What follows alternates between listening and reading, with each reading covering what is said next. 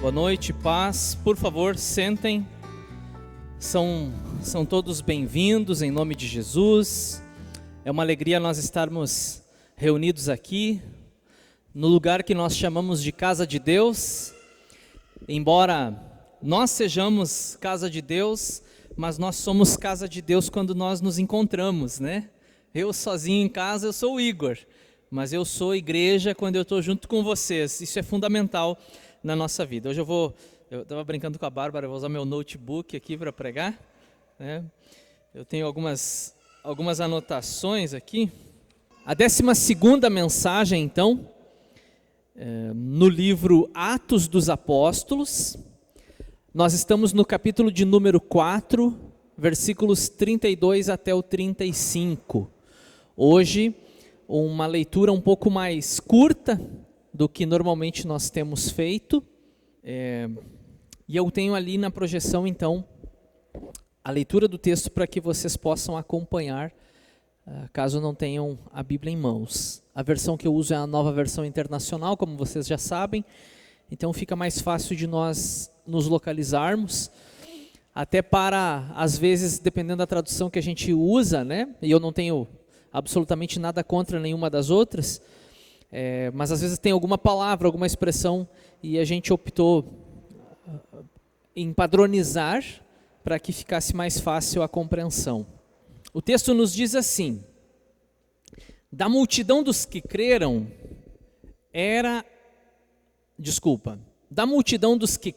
uma era a mente e o coração.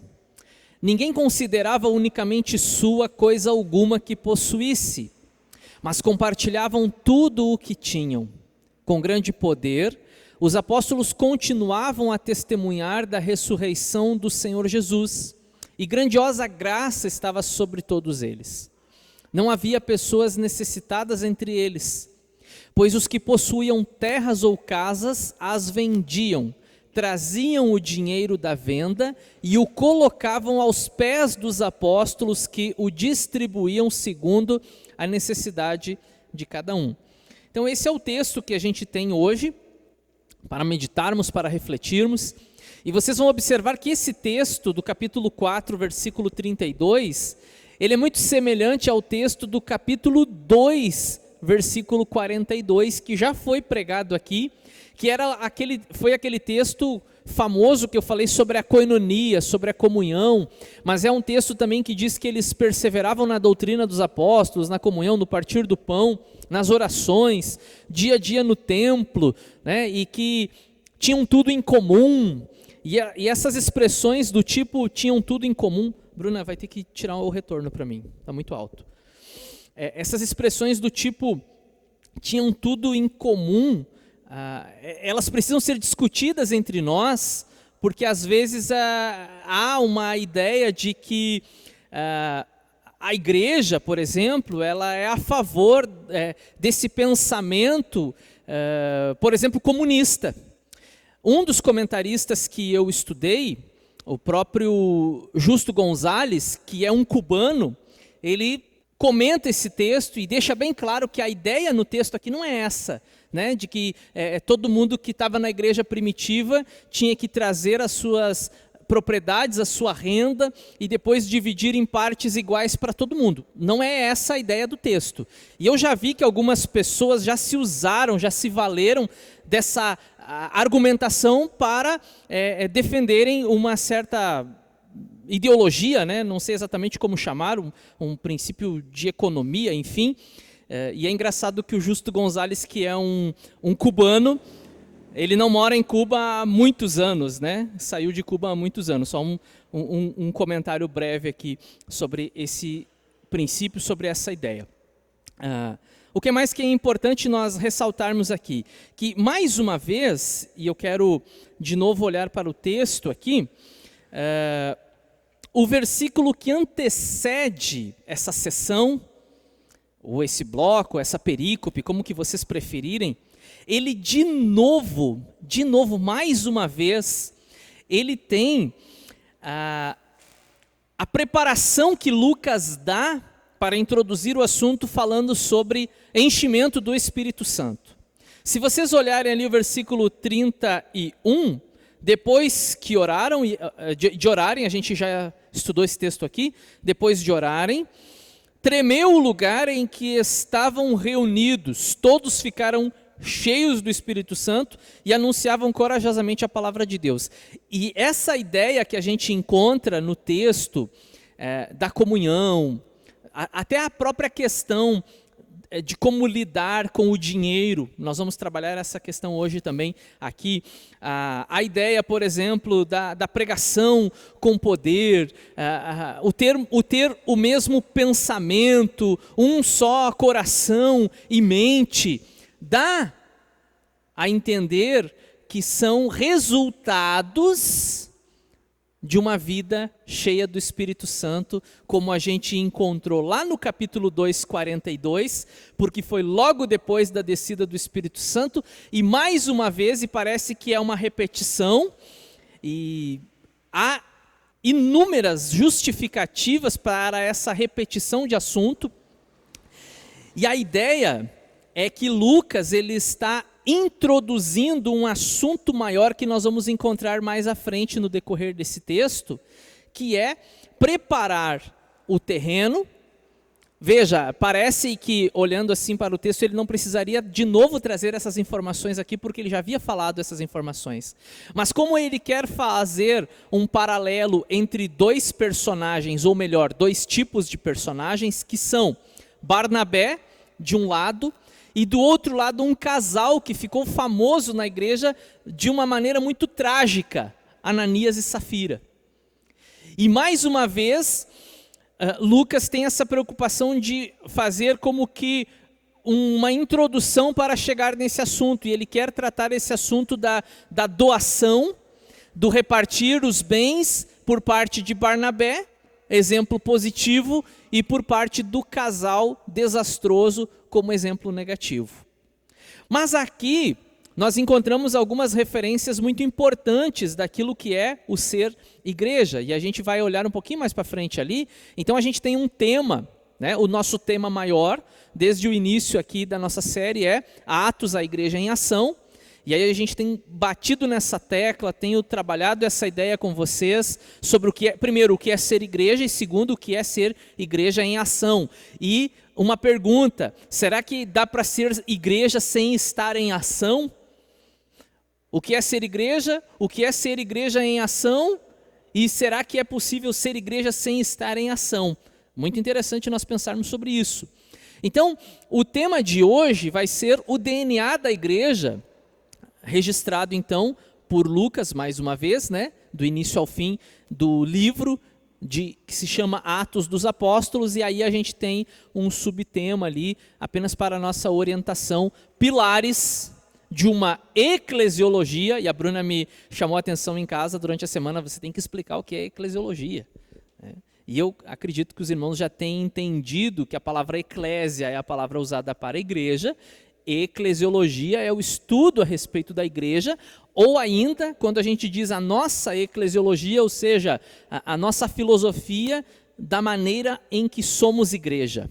Mais ou menos isso, né? Então, pilares de uma eclesiologia, do nosso pensar igreja, mas esse pensar igreja, ele precisa ser um pensar igreja saudável, porque a gente encontra frequentemente por aí uma maneira de pensar igreja de forma adoecida e adoecedora, né? Um estilo de igreja que é doente em si e que adoece as pessoas que congregam ali, e eu falo isso com muito temor diante de Deus, porque quem sou eu para julgar, mas diante de relatos que a gente ouve, né, e até experiências pessoais, muitas pessoas hoje estão fora, por exemplo, da igreja, porque tiveram uma grande decepção com uma igreja doente ou adoecida. Eu não justifico essas pessoas, eu não digo que elas estejam certas em fazer isso, mas claro, por outro lado também, eu não tapa o sol com a peneira, como a gente costuma dizer, a igreja também teve a sua parcela. E aí, irmãos, nós estamos aqui hoje pensando nas outras igrejas, né? Outros ministérios, outras denominações, outras placas. E aí, se a gente pensar agora em ministério ou eclesiologia adoecida, é possível que venha uma lista de nomes na cabeça de vocês, mas não é essa a proposta. A proposta é nós olharmos para dentro, olharmos para nós aqui. E aquilo que nos incomoda, muitas vezes, no ser e fazer igreja, nós precisamos corrigir em nós, para que não sejamos nós também uma igreja doente e adoecedora, que adoece as pessoas à sua volta. Uma preocupação que eu como pastor manifesto e que compartilho essa preocupação com vocês e que chamo vocês a caminharem comigo numa proposta de sermos uma igreja saudável. Convido vocês, diante dessa proposta, de caminharem comigo no que queremos ser como uma igreja saudável, uma igreja que cura, uma igreja que restaura, uma igreja que ensina a sã doutrina, sã, como Paulo fala no sentido de ser saudável, né? A sã doutrina em que nós nos corrigimos, nós nos exortamos, em que nós nos animamos uns aos outros, em que nós nos permitimos, nos deixamos trabalhar e agir por Deus. Tem uma breve introdução aqui. Mais uma vez, Lucas apresenta as características. Essa palavra, irmão, se você não encontrar em nenhum livro aí de teologia, não se preocupe porque eu inventei ela. Eu acho que eu inventei, pode ser que a palavra exista, né? Pode ser que a palavra exista, mas eu pensei nessa palavra então. Mais uma vez, Lucas apresenta as características koinônicas, poderia falar comunitárias, né? Koinônicas da igreja em Jerusalém e, como alguns pensam, parece preparar o ambiente para introduzir dois tipos de pessoas, Barnabé versus Ananias e Safira. E aí eu convido vocês a entrarem comigo nessa passagem e identificarmos esses itens, esses pontos tão fundamentais que vão aparecer no texto, como, por exemplo, comunhão e unidade, pregação, poder e graça, cuidado e generosidade, né? Então a partir de agora, a gente trabalha com o DNA da igreja, e aí a gente vai pensar, volta ao slide que eu quero me lembrar da minha palavra-chave ali, vamos pensar então sobre esses pilares, esse sustento, essa base, essas colunas que sustentam então uma igreja saudável. Vamos para o primeiro então pilar de uma igreja saudável, é a unidade. E vocês já ouviram uma mensagem sobre isso e esse repetir ele é sempre didático, né? Eu estou fazendo alguns estudos, algumas leituras no Antigo Testamento e quem nunca pensou assim, que atire a primeira pedra, né? Por que repete tanto isso? Eu já li isso lá em Êxodo, eu já li isso lá em Levítico, mas agora em Deuteronômio eu estou lendo de novo, né? Mas Deus, Ele trabalha esses processos na gente. Quantos assuntos a gente encontra, tanto no Antigo Testamento, nos discursos de Jesus e até mesmo nas cartas de Paulo, que são repetições. E por que repete? Por que não fala uma vez só? Né? Assim como o meu pai dizia, eu vou falar uma vez só e acabou o assunto. Não, Deus ele insiste em falar-nos, Ele insiste em comunicar-se conosco, Ele insiste em ensinarmos, né?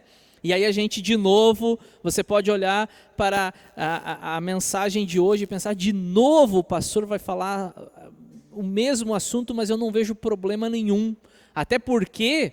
E aí eu aproveito aqui e abro um parênteses, né? Hoje nós estamos num grupo reduzido, isso não interfere em nada o culto é para Deus, e já tivemos um excelente momento aqui de louvor e adoração, né? O culto é sempre para Deus, a gente fica, poxa, né? Que pena os irmãos não vieram, mas tudo bem, o culto continua e isso não interfere no andamento do culto, mas é justamente essa ausência que a gente percebe, né? De muitas famílias que não conseguem ser assíduas na comunhão, no culto, né, na adoração, aí alguém que não esteve naquela pregação está hoje, né? Então isso é importante também. E tem aquele outro caso que alguém que esteve, mas não esteve. Estava aqui, mas se perguntar na saída assim, sobre o que o pastor falou, olha, eu acho que foi sobre Atos, mas eu não prestei muita atenção porque eu tenho um boleto que vence amanhã, tenho um trabalho da escola, eu tenho na minha empresa lá tem um negócio para resolver, a minha cabeça estava em outro lugar. Às vezes acontece isso também, né? Às vezes nós temos esses defeitos que, claro, a gente precisa corrigir.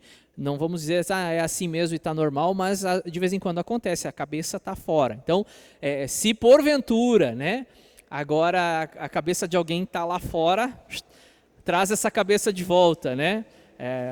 Alguém falou uma vez, identificando assim esses problemas que a gente encontra, que é o famoso crente... É o famoso crente girafa, o corpo está aqui, mas o pescoção, a cabeça fica lá fora, né? Então, não seja um crente girafa, irmão, fica com a cabeça aqui, presta atenção na palavra aí, ok? E aí o texto que nós temos no versículo 32 é um texto que diz, da multidão dos que creram. Olha que coisa linda, multidão dos que creram.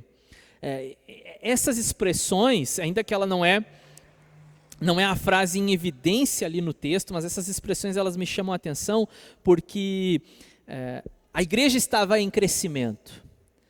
A igreja ela estava num crescente receber novas pessoas.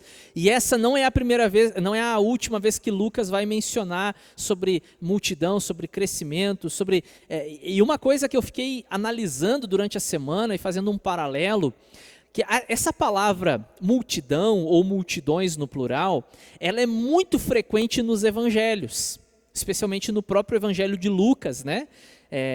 Que também escreve esse segundo livro. Só que quando você encontra a palavra multidões nos evangelhos, normalmente as multidões, elas não é uma maneira positiva do texto mencionar as multidões, porque as multidões seguiam Jesus, mas as multidões só queriam o pão. As multidões queriam ver milagre, as multidões o comprimiam, as multidões às vezes até atrapalhavam a mãe de Jesus, os irmãos queriam falar com ele, não conseguiam chegar até ele porque as multidões o apertavam. E aí quando Jesus chega no final do seu ministério, naquilo que nós chamamos de paixão, essas multidões sumiram, essas multidões não estavam ali. Quando a igreja oficialmente, né, vamos dizer assim, é fundada ali em Atos, né, com esse selo do Espírito Santo, são 120 pessoas, aí você não encontra multidões.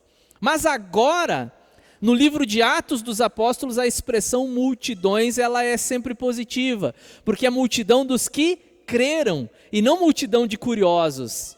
É multidão dos que foram batizados e não a multidão daqueles que apenas queriam ver os milagres, como a gente vê por aí. Era a multidão daqueles que tinham um compromisso com Jesus e não aqueles que apenas eram interesseiros e que achavam que Jesus ia ser um reformador político do seu tempo. Então, a palavra multidão. E aí eu faço rápido aqui um comentário, que eu já vi algo que me desagrada em muitas igrejas quando as pessoas elas cultivam um sentimento de igreja pequena. Era tão bom quando nós éramos aquela capelinha, aquela igrejinha, né? Nós éramos ali um grupo de 20 pessoas, aí veio esse pastor novo agora e começou a falar sobre ganhar almas para Jesus, e a igreja cresceu e agora a gente tem um monte de gente e eu não tenho mais lugar onde estacionar o meu carro. E a pessoa se entristece por isso. O seu coração deveria se alegrar. Eu li isso num livro de um pastor americano que diz, né, que a igreja ela começou a passar problemas porque os irmãos começaram a brigar no estacionamento da igreja. Um carro ficou na frente do outro, o irmão foi lá quase que bateu no outro. Né? Ao invés de nos alegrarmos com o crescimento, tem gente que se entristece e tem gente que inclusive sai da igreja e procura uma igreja pequena, porque não quer que a igreja cresça. A gente precisa, ainda não somos uma igreja grande, mas eu quero que a igreja cresça, irmãos. Né? E vocês precisam querer isso comigo. E não ficar chateado quando vocês chegarem um dia aqui e não tiver lugar para sentar. Isso é um motivo para glorificarmos a Deus. Tá? Então, da multidão dos que creram, uma era a mente e o coração. Olha, acabei de compartilhar com vocês um sentimento e eu gostaria que vocês tivessem esse mesmo sentimento. Nós somos tão diferentes, irmãos. em tantos aspectos, nós temos opiniões diferentes em tantos aspectos, nós temos prioridades diferentes em tantos aspectos. Irmãos, é só pela graça e misericórdia de Deus que nós caminhamos juntos, porque nós temos tantas coisas que diferem. Nós somos tão distintos em muitos aspectos, e é justamente por um milagre, eu considero isso como um milagre, que nós estamos aqui como igreja, como povo de Deus. É um milagre. E nós não precisamos ser iguais. No meu tempo, Eliezer, Rodrigo, né?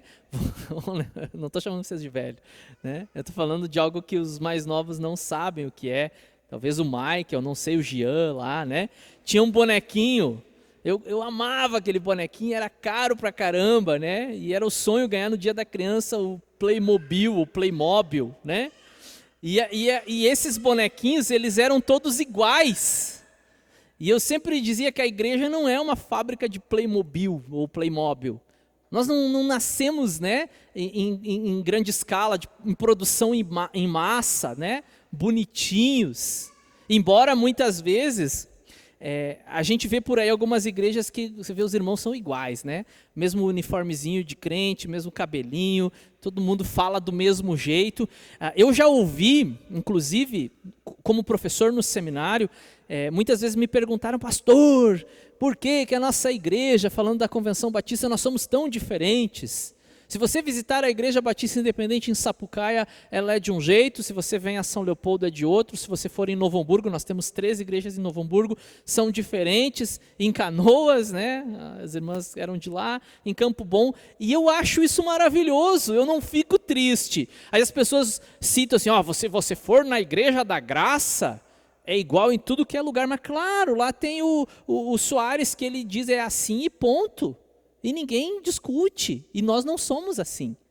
Nós discutimos, né, no bom sentido, nós conversamos, irmãos, o que vocês acham? Vamos fazer um culto assim, assado, tal, né? Aí vem o irmão ali e prega sem gravata, o outro prega de tênis, e o que para nós é interessante? É o teor, é a pregação, né?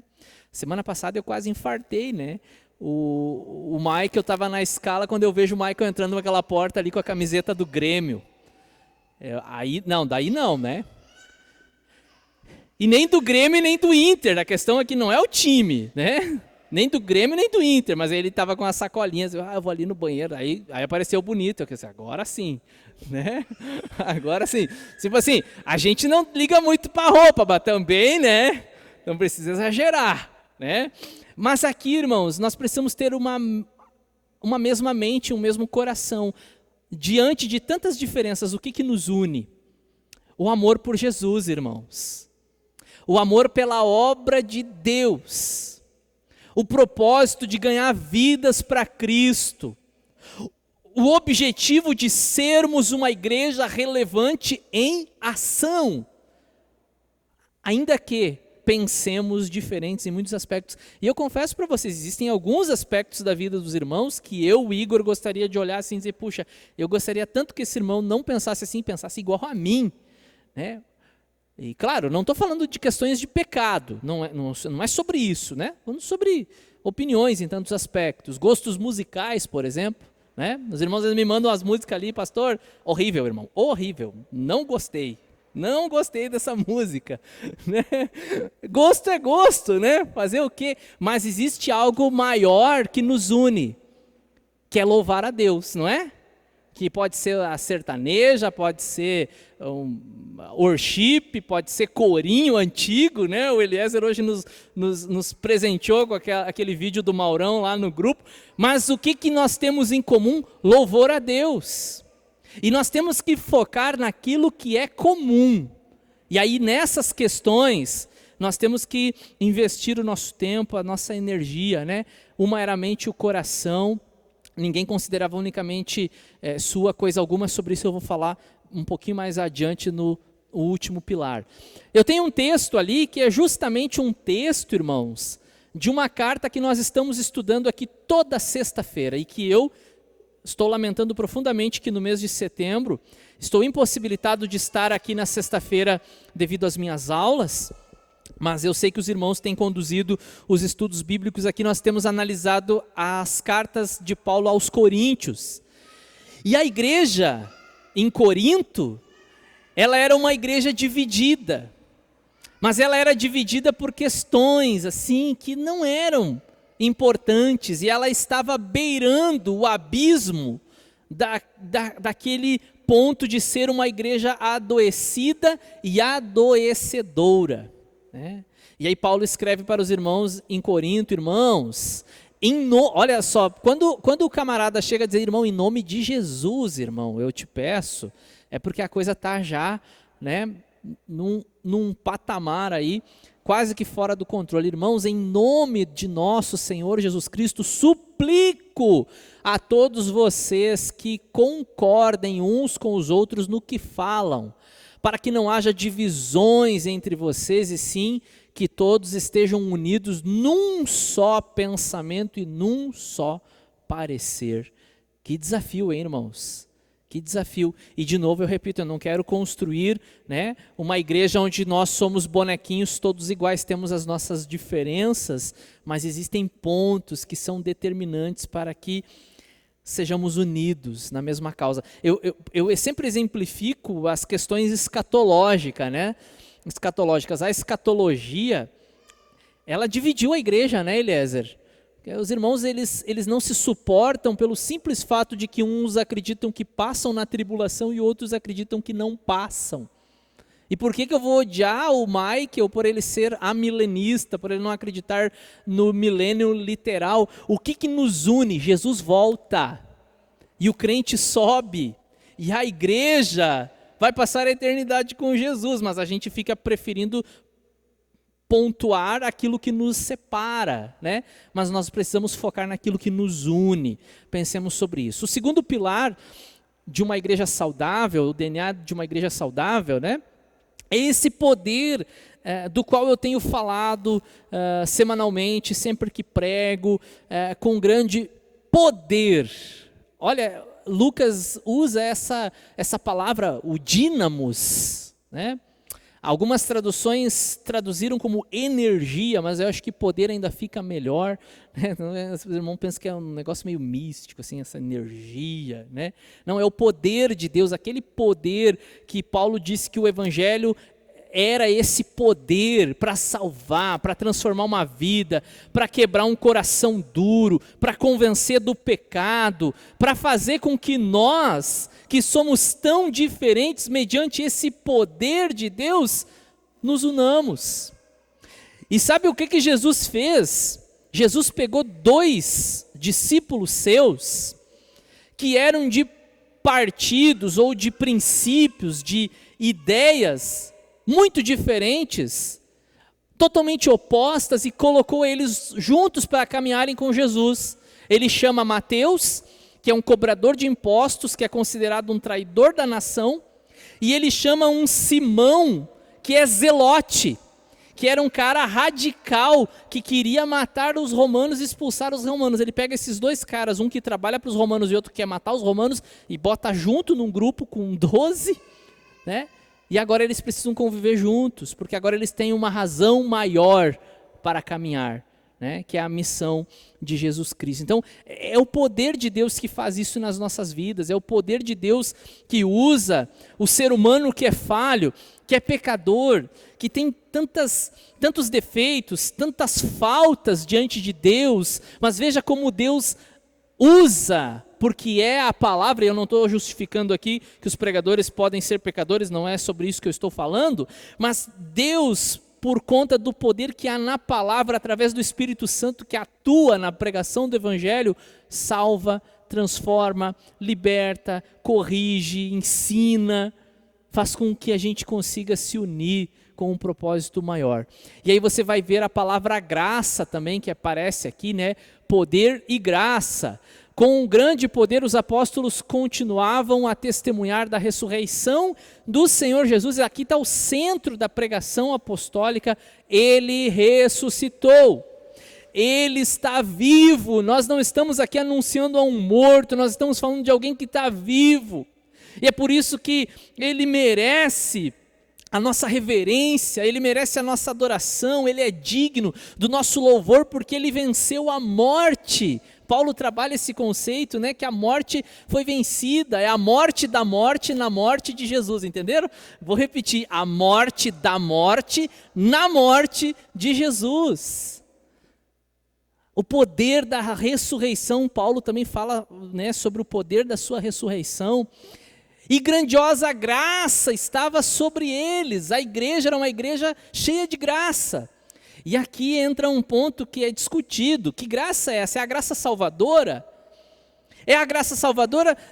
Não é a graça salvadora nesse ponto, porque a graça salvadora ela já aconteceu antes, porque senão eles não eram salvos, eles não eram crentes, eles não estavam ali em Cristo, a graça já havia os alcançado. Mas essa graça também pode, e eu concordo com alguns comentaristas, pode ser no sentido de caris, né, desse dom, desse presente de Deus, ou talvez até a manifestação dos dons. Mas eu prefiro apontar aqui no sentido de que, como a gente já encontra em outro trecho de Atos, né, que eles tinham a simpatia das pessoas. A graça estava sobre eles. Olha, né, uma pessoa cheia de graça nesse sentido, né, de bom testemunho, das pessoas de fora olharem para a igreja e se impressionarem com o estilo de vida da igreja e querer viver o estilo de vida da igreja. Um ponto que muitas vezes é contraditório, porque a gente vê que muita gente da igreja fica querendo copiar princípios do mundo.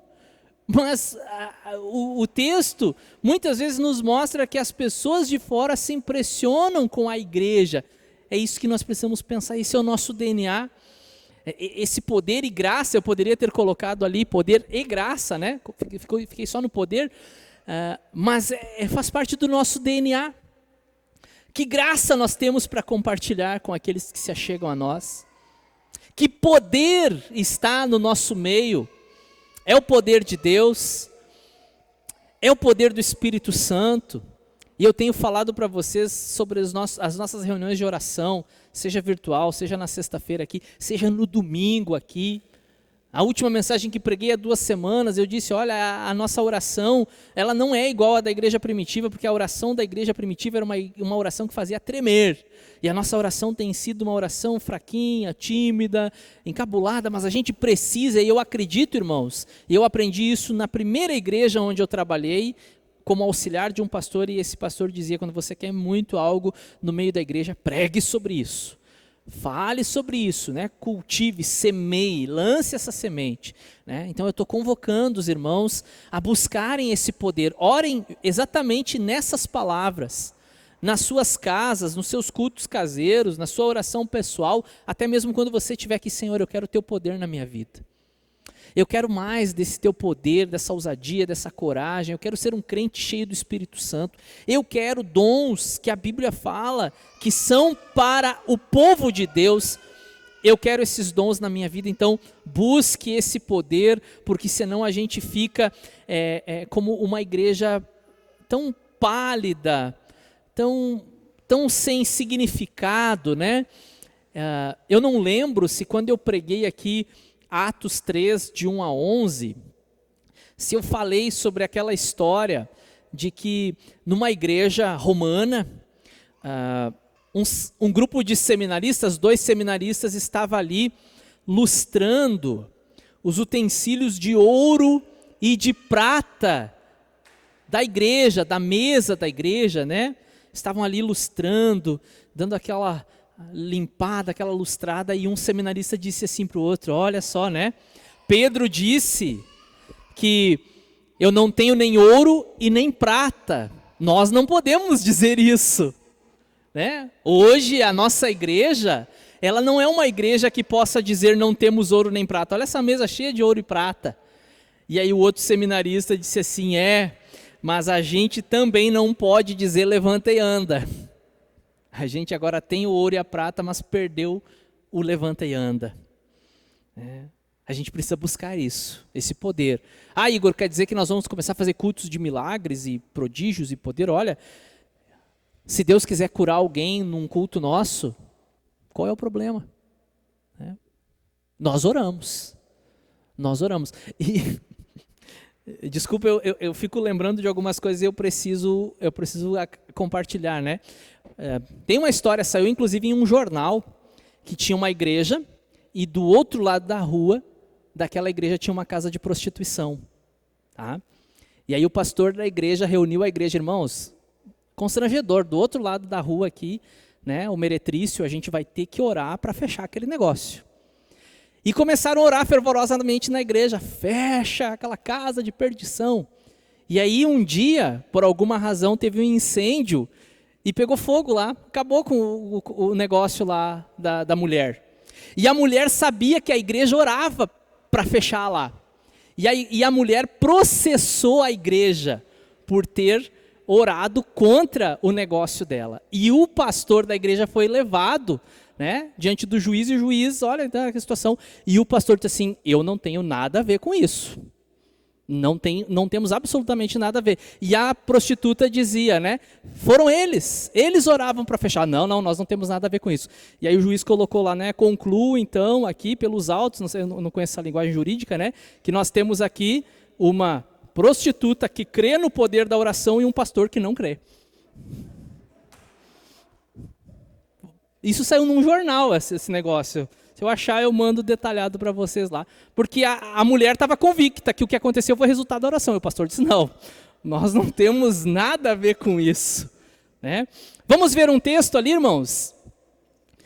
Porque o nosso evangelho, diz Paulo aos Tessalonicenses, não chegou a você somente em palavras, mas também em poder, no Espírito Santo e em plena convicção. Não foi só discurso, não foi só falatório, teve junto com a nossa pregação, com o nosso evangelho, veio também o poder de Deus. Irmãos, é isso que nós queremos, é isso que nós precisamos, amém? Por último, então, agora sim, o cuidado que você encontra na igreja primitiva de uns para com os outros. Não havia pessoas necessitadas entre eles, pois os que possuíam terras ou casas as vendiam, traziam o dinheiro da venda e o colocavam aos pés dos apóstolos, que o distribuíam segundo a necessidade de cada um. É muito interessante a gente ler os comentários, porque a gente lê cada absurdo, né? Alguns estavam discutindo se os apóstolos eles ficavam em cadeiras, em tronos elevados, porque daí as pessoas tinham que colocar o dinheiro lá embaixo, né? Porque os apóstolos sentavam em 12 tronos, né? É uma maneira de falar, ó, eu chegava e largava o dinheiro ali na frente deles, provavelmente um saco de moedas pesado, né?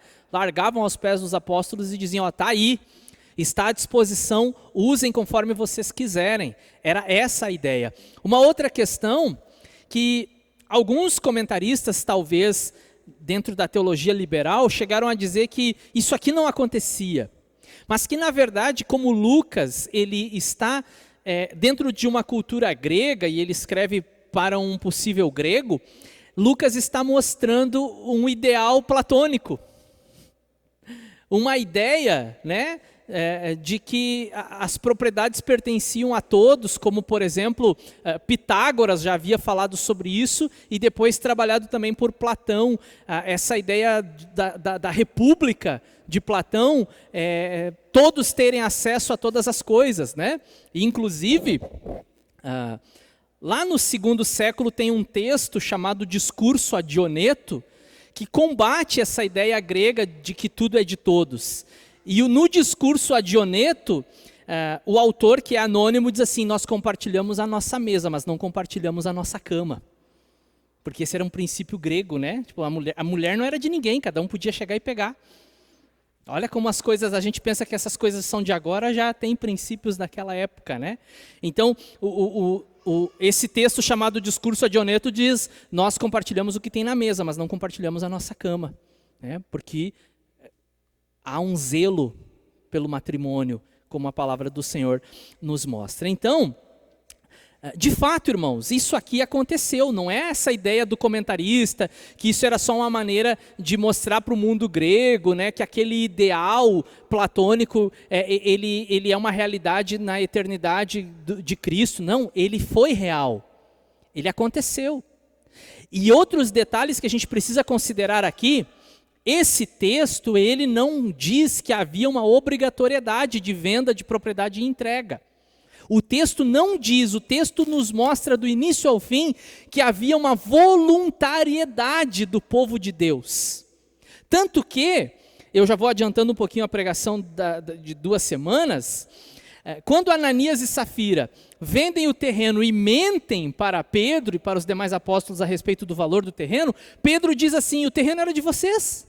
Vocês podiam ter vendido pelo preço que vocês quisessem e ter dado somente aquilo que vocês quisessem. A questão não foi o que eles deram, o que eles deixaram de dar, foi a mentira deles. O ponto estava na mentira, não no fato de dar. Muito provavelmente, esses irmãos que fizeram isso eram pessoas que tinham muita condição, que tinham terras, propriedades e que se desfizeram de uma parte das suas propriedades, mas não significa exatamente que as pessoas venderam a sua própria casa. Eu vou vender a minha casa e agora eu vou morar na rua. Não, porque depois você encontra no próprio livro de Atos que as igrejas continuavam se reunindo nas casas. É importante a gente observar isso.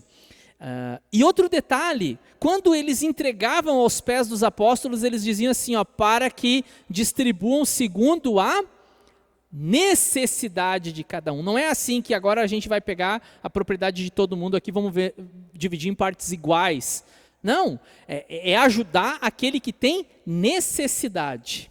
É essa que é a ideia. Tanto que o mesmo evangelho que nos ensina a compartilhar, o mesmo evangelho que nos ensina a doar, a atender o carente, o necessitado, da igreja principalmente, a gente vai ver isso, é o mesmo evangelho que também diz para o cara o seguinte: você é crente agora, então você tem que trabalhar.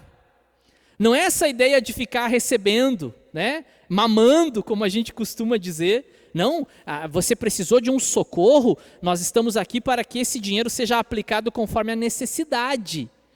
Mas nós não estamos aqui para criar pessoas mal acostumadas que vivam às custas da igreja, não é essa a ideia, né? E depois Paulo, aquela carta que eu citei antes aos Tessalonicenses, Paulo chega a dizer: aquele que não trabalha, que não coma. Né? Não quer trabalhar, então não come. Porque, claro, existe também um princípio escatológico aqui. Jesus está voltando esse ano. Por que eu vou ficar guardando uma propriedade se Jesus vai voltar?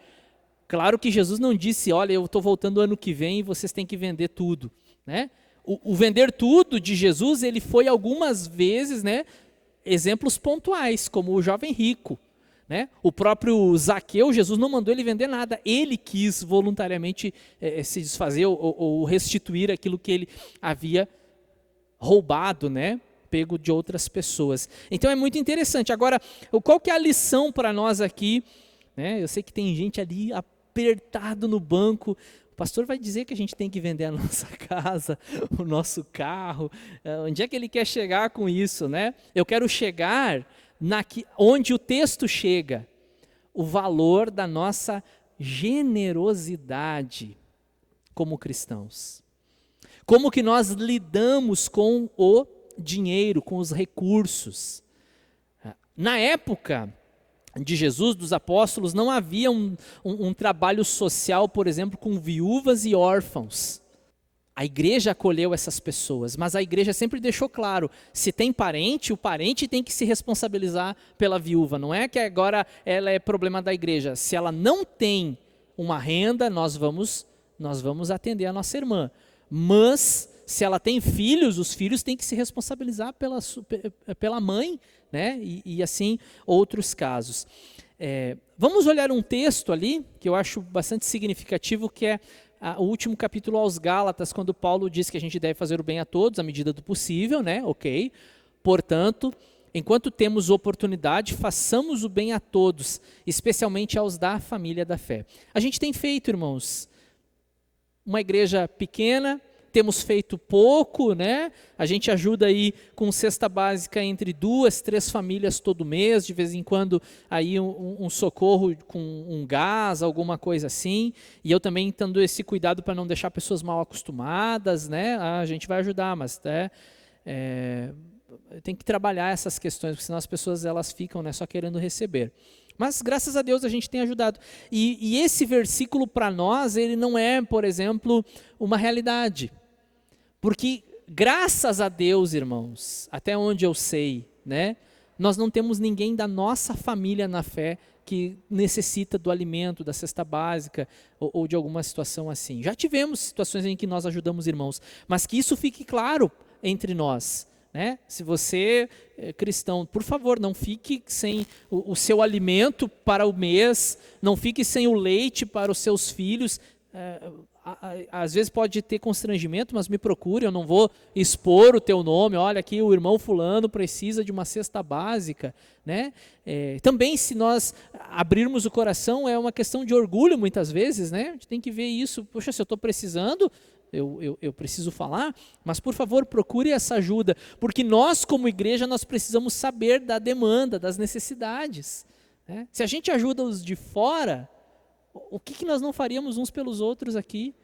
Né? Eu me sentiria o pior pastor do mundo se eu vou para minha casa, eu tenho o meu pão na minha mesa, no meu café, eu tenho o meu alimento lá e eu sei que tem uma família da igreja que não tem. Aí a gente perdeu o sentido do que é ser igreja, do DNA, da nossa eclesiologia adoecida. Né? Mas vamos pensar sobre isso. E eu tenho uma frase que há muitos dias eu descobri essa frase e eu guardei essa frase para o momento certo. Como que nós nos relacionamos com o dinheiro? O crente, o povo de Deus tem que ser ensinado de uma maneira diferente em relação a como que nós lidamos com o dinheiro. E entre tantas e tantas e tantas especulações, eu gostei demais dessa ideia do John Wesley, porque não é uma ideia, por exemplo, franciscana, que você tem que abrir mão dos seus bens, fazer voto de pobreza, não é isso. Não era isso que os nossos irmãos reformadores ensinavam. Ele dizia o seguinte: ganhe tudo o que você puder. Então, trabalhe, irmão. Né? Corra atrás da máquina, é assim que se fala, né? Trabalhe, vá atrás, se vira, irmão, né? A gente tem que às vezes dar uns alertas no povo aí, faz um pastel, bota numa cesta, vai vender uma água no semáforo, se você precisa mesmo, né? Ou enfim, não fique querendo depender dos outros. A gente teve numa igreja que nós trabalhamos, eu não vou falar porque aqui fica gravado, depois vai para o YouTube, né? Mas nós tivemos uma família da igreja que todo mês, pastor, faltou alimento aqui em casa. Aí ia lá, levava a cesta básica, levava um monte de coisa para eles. Daqui uns dias faltou o gás, daqui uns dias estão cortando a nossa luz, daqui uns dias estão... E a gente lá ajudando, né? Chegou um dia que o Espírito Santo me tomou de um jeito assim, eu disse: escuta, vocês não vão arrumar trabalho, não? Daí fui lá na casa da irmã: você gosta dessa situação? Todo mês eu tenho que vir aqui lhe dar uma cesta básica. Você se sente confortável com isso? Seus filhos aí, adolescentes em casa? Que negócio é esse, irmã? Aí, doeu em mim, irmãos. É que nem quando o pai pega a cinta lá no filho, dói mais no pai do que no filho, né? Doeu em mim. Aí a gente saiu daquela cidade, saímos daquela igreja. Uns meses depois, meio ano depois, a gente volta para visitar lá. A irmã vem me receber na porta: pastor, estou empregada na empresa tal, estou trabalhando.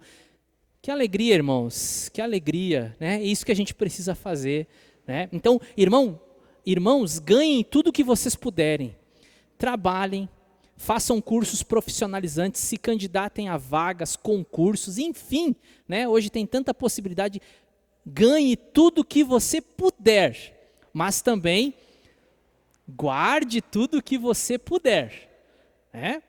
Economiza, irmão. A gente precisa, eu sempre falo isso, antes da gente falar sobre prosperidade financeira, a gente tem que falar na igreja sobre administração do dinheiro.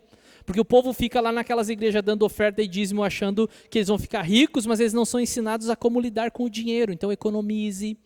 Baixa o nível, né? Você quer viver no padrão de vida do seu vizinho, mas você não ganha o que o seu vizinho ganha. Quer ter o carro que o teu cunhado tem, você quer ter a casa que o teu irmão tem. Cada um, né, no seu quadrado, já dizia lá o filósofo, né? Então, qual é a minha realidade? Quanto que eu posso gastar e quanto que eu vou economizar, né? Essa pandemia, né, março do ano passado, pegou tanta gente no desespero, irmãos, porque ninguém tinha um tostão guardado. O povo estava, tipo assim, muito pelo contrário, tinham dívidas muito altas, e aí fecha tudo, não pode trabalhar, e aí como é que fica? Né? Que fique de lição para nós economizar, guardar. Então guarde tudo que você puder, mas não se torne um avarento. Não se torne um materialista. Ah, pastor, então como é que eu sei o equilíbrio entre ganhar tudo e tudo que eu posso guardar? Doe tudo que você puder, né? Seja fiel na obra de Deus, no seu dízimo, os 10%, na ofertas. De vez em quando o pastor chato lá no grupo, irmãos, nós precisamos resolver o problema das crianças lá, irmãos, né? De vez em quando dê uma oferta especial de gratidão, de louvor a Deus. Então, aqui nós temos uma maneira de nós percebermos, né? De avaliarmos se nós estamos ficando avarentos, e isso é um problema, não é bíblico, né? Então, doe tudo que você puder, seja fiel, oferte, ajude outras pessoas, traga o quilo de alimento. Nós temos irmãos aqui que às vezes até pela questão da praticidade não trazem o quilo, mas depositam lá na conta da igreja, me avisam, ó pastor, eu depositei tanto lá que é para cesta básica, ou às vezes até pode trazer em dinheiro, procure o tesoureiro.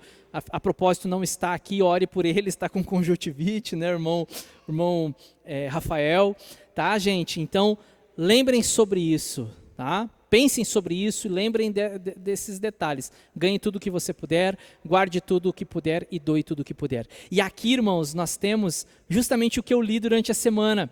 Deuteronômio 15. E eu não tenho aqui para ler com vocês, aliás, não tenho a projeção, mas em Deuteronômio 15, Deus dá muitas regras para o povo.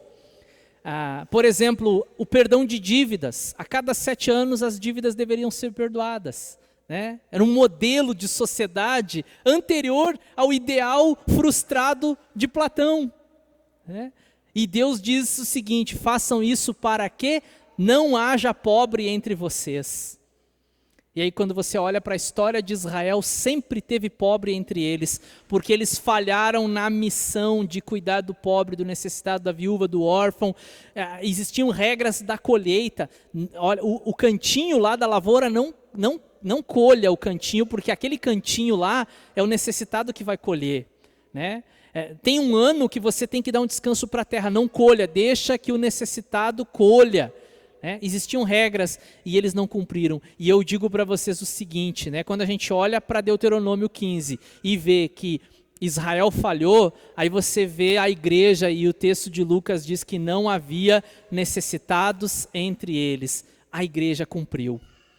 E precisa continuar cumprindo. E agora, eu vou ler, eu não tenho também ali, mas eu quero ler com vocês um último texto e aí nós oramos. Escrito por Paulo aos Filipenses no capítulo 2, que diz assim: se por estarmos em Cristo nós temos alguma motivação, alguma exortação de amor, alguma comunhão no Espírito, alguma profunda afeição e compaixão, completem a minha alegria tendo o mesmo modo de pensar, o mesmo amor, um só Espírito e uma só atitude.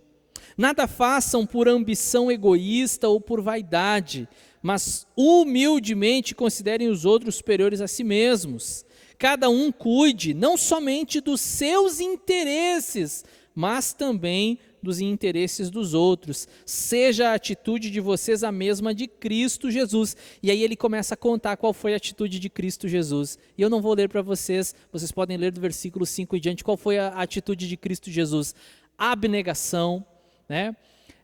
Abriu mão, desceu da sua glória pelo bem do seu povo. Né? Poderia ter ficado lá, mas optou descer como servo, ser obediente até a morte e morte de cruz. Né? Tenhamos o mesmo pensamento de Cristo.